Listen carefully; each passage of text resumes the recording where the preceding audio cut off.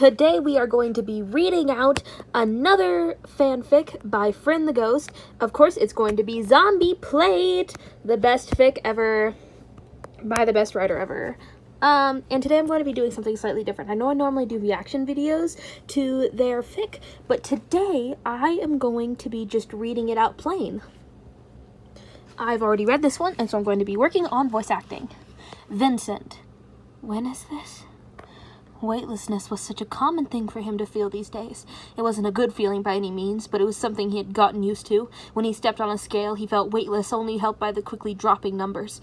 There were days he hardly felt like himself, his mind floating away from his body as he went through the motions of his everyday life. His ego, as some would call it, would be somewhere else for a while. Or maybe he was fully in control, his mind in full gear and ramped up as he'd obsess over details and ingredients. Being so without a body was terrifying at times. He never admitted it, not to himself, not to anyone else, not ever, but it was harrowing to know that he could hardly call himself human at times. Never had it felt as airy and freeing as his first experience with weightlessness. Vincent's boots padded around in the mud as rain fell around him. He had to use a little extra force to raise his leg each time he wanted to take another step because of how muddy the area was. He had fully expected the rain. He brought a pail with him to collect night crawlers after all. He made note to recall later that he had to clean off before going home, for Mother wouldn't... Wait a minute. He's an adult. Why should he care about tracking mud into his mother's house? Although he still would hate to muddy up any house. It's unclean and undignified. His eyes scanned his surroundings, tracking everything from the nearby river that rushes with water to the dark clouds above him. Between that and everything else he knows about, well, himself, he can come to a conclusion somebody else may not have in his position. He's dreaming. As simple as that. It explains why he's in a memory from several years ago, and furthermore explains why so many details are fading in and out of reality. The wildflowers by the trees will disappear if he tries to focus on them because he's forgotten the type. He hasn't been here since he was a child, after all. It also explained why everything feels so monstrously big, not in an intimidating way. He was never afraid of the usual things kids his age should be, but in a wondrous way, like he had eaten a magical tea cake that shrunk him down to the size of a mouse. Despite it being a dream, he was lucid enough to think semi-coherently. It wasn't enough to name when or where he was, though. He was 8 years, 14 weeks, and 5 days old, he'd later recall. It was just outside of Paris, France, but even when he wakes, he won't remember where exactly. The further he walks under the towering trees, their roots winding beneath his feet and making him stumble dumbly along, the fuzzier the dream becomes. The trees disappear, the rain only falls harder, the booming of thunder transforms into a consistent sound, similar to that of drums pounding against his ears. He's 26 years old. He's 8 years old. He's the world's greatest chef. He's become frightened. He's dreaming, yet he's so lucid. His steps become quicker. He's not sure where the bucket went. Perhaps another detail in his unconsciousness forgotten, therefore let it stop existing. As blurry as a memory, he wishes he were in his stiff, cold blood once again, because then he'd be dry and could have some quiet. A snake-like tree root seizes his foot, and he falls to the ground. He's decently sure all details have disappeared at this point, and have left him in a dark, wet void where the whispers of the undertone for a rainy forest. He pulls himself to his feet, feeling his scraped knee trickle warm blood down his leg, tears well in his eyes, feeling so dumb and so young, but persisting nonetheless. He wants to go home. He's lost the lucidity he boasted at the beginning of the dream, and has faded away into his unconsciousness. Everything is nothing, a chaotic cacophony of silence. Finally, in the dark, reflective void, something is new, something is real, or at least it feels that way. A river roars by his feet, slapping water against rocks, and the muddy bank thunder quiets into a low hum like bees in his brain. He can't see his reflection in the water, it's moving far too fast for anything to catch up. Then, all in rapid succession of each other, his boot has little to no traction, causing him to lose his footing in the mud. He feels utterly weightless, like a pilot dive bombing. For the first time, his heart flies out of his chest, and his dark, too long for a boy, hair feels like it stands straight up as the rest of his body flies down. And then he's pulled. Immediately, he's submerged into water. The feeling of being out of his body continues as his small body is thrown left and right by the lapping waves. Cold seeps down through his skin and into his bones like 1,000 needles piercing him to his core. Soaked hair falls into his face as he claws his way to the surface before dipping back under again. An impossible amount of water fills his lungs, causing him to hack up his burning lungs. The current drags him by his feet, throwing his small body around like a rag doll. He had never learned to swim, but it feels as if even if he could, he'd never be able to overpower the storm. There comes a point where he doesn't know what side is up and what side is down, his whole body churning and impaling him with fear. He surfaces again, kicking his legs in a way that mimics what he'd seen others do, turning to the side and watching as his head slams into the shore. The dream ends how his life did, with a quick and succinct light cut to black. He wakes up with a sharp inhale, expecting to feel water fill his lungs. Of course, only cool air does. He's dry, although not warm. The bone-chilling water seemed to never leave his bones, even decades later. He sweats coldly, a hand absentmindedly going up to his head and tangling in his hair as he calms his breathing from borderline hyperventilating into a steady stream in and out.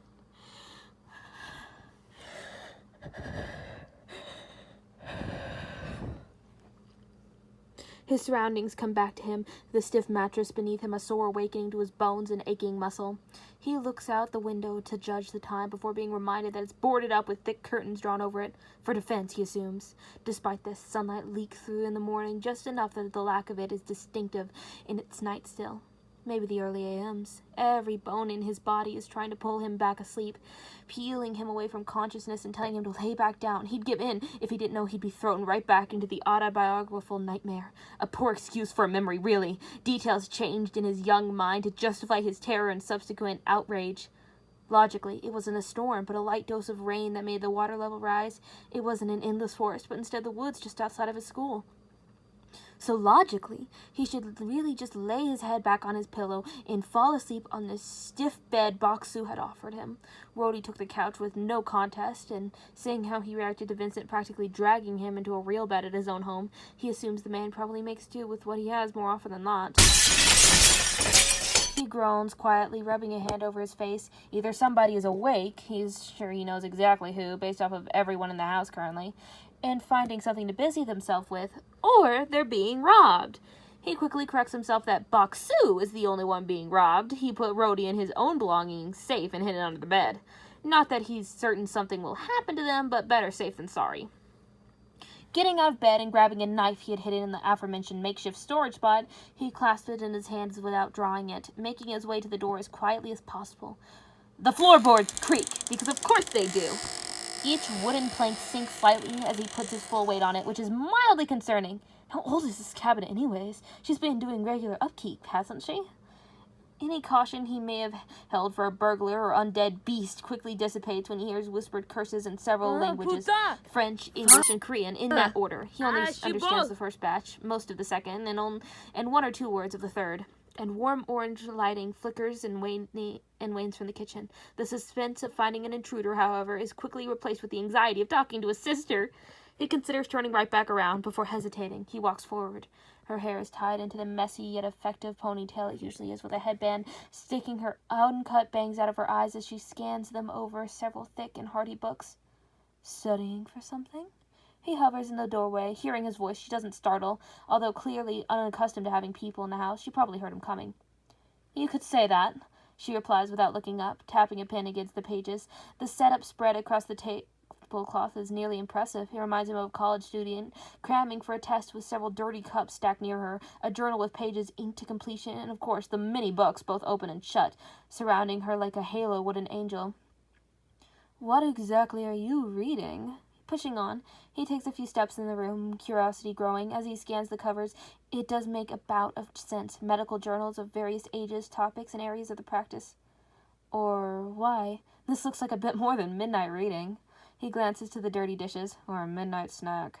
None of your business, she snaps back, pushing the dishes away from herself, never being one for neatness, yet another habit that, go figure, annoyed Vincent to no end. He rolls his eyes and lingers just a few feet away from her, unsure what to do, what to say. Luckily, she speaks first. Rhodey spoke to me.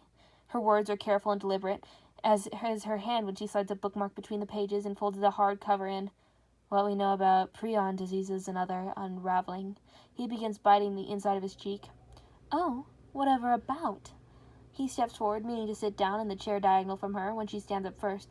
Vincent quirks his head, seeing how tired she looks, and opens his mouth to make a half-snarky, half-confused comment before she raises her hand and slaps him.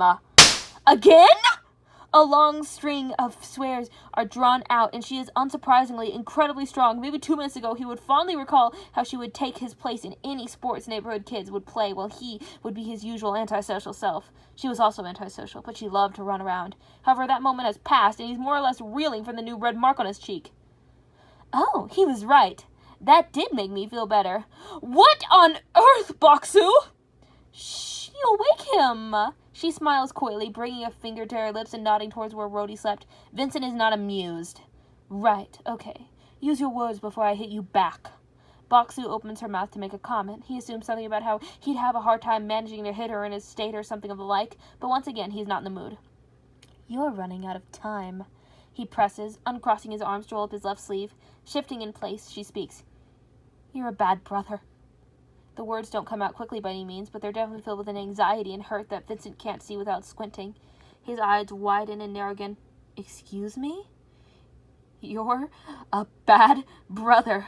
Want me to say it again? Should I say it in a language you understand? She repeats it again, laughing a bit to herself, although it's clear she finds no humor in her own words. He only recognizes one word in the string of foreign ones. Appa. And so he tenses her even further. Her frustration is palpable through her speech while she finally runs out of languages to swear at him in. Are you done? Boxu's gaze hardens and her eyes slowly meet his, boring a hole into his skull. I wish you died. He allows himself to feel nothing in response, for he knows exactly what she means. You did die. No, I didn't. I am quite alive, Boxu. He steps forward. For years he's debated his own mortality and humanity. She has no right to tell him what he already knows. I don't know what idiotic ideas that man's been feeding you, but you're a bad friend, too. He told me how much of a jerk you are to him. His jaw tenses, his teeth grinding against each other slightly. I don't remember ever referring to him as a friend. What kind of projection game are you playing here? If you need us gone, we'll be gone by morning. We'll leave right now.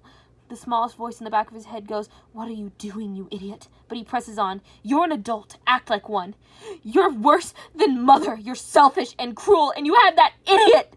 She gestures vaguely towards the living room where Rhodey, surprisingly enough, still sleeps. A hurricane couldn't wake him up. Who is nice and good to you. You're going to be cruel, and he's going to leave you for dead, and you'll deserve it. A shudder runs through her, her hands unsteady, and they hardly ever shook before she balls them up at her sides.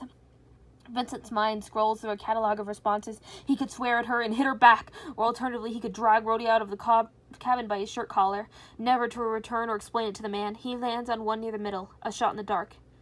You're projecting, aren't you? You're being a child and throwing a fit over something you know nothing about. Don't talk to me like I'm stupid. I'm a doctor, I know. You were a doctor. Within seconds, her fist collides with his nose. His head turns to the left again, reeling once more as a thin red line drips down his top lip. Oh, for goodness sake! I know I'm not a good person, but I'm better than you!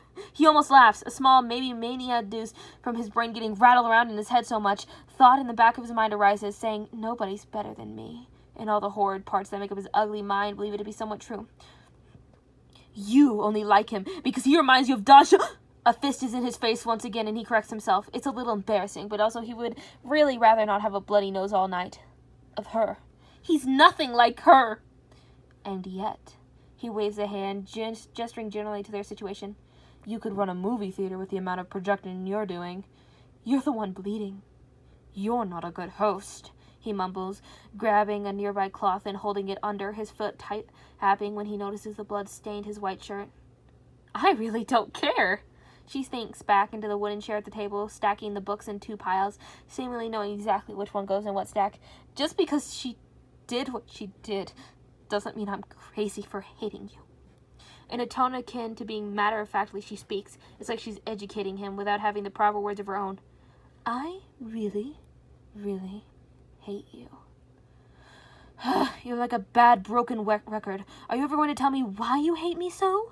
She turns around to meet Vincent's eyes, giving him what Rhodey has told him he's dubbed the Charbonneau stare, something Boxu would hate if she ever heard, seeing as she's not a Charbonneau, but a Go, with her inky eyes filled with a kind of unexplainable anger. The kind of helplessness a child feels when they haven't learned the words to verbalize why they're feeling badly, or the anger of somebody who isn't allowed to scream when they so badly want to rip all the hurt from their heart and make everybody around them feel it too. You never came back for me. Her voice comes out low and exhausted like she's run a marathon.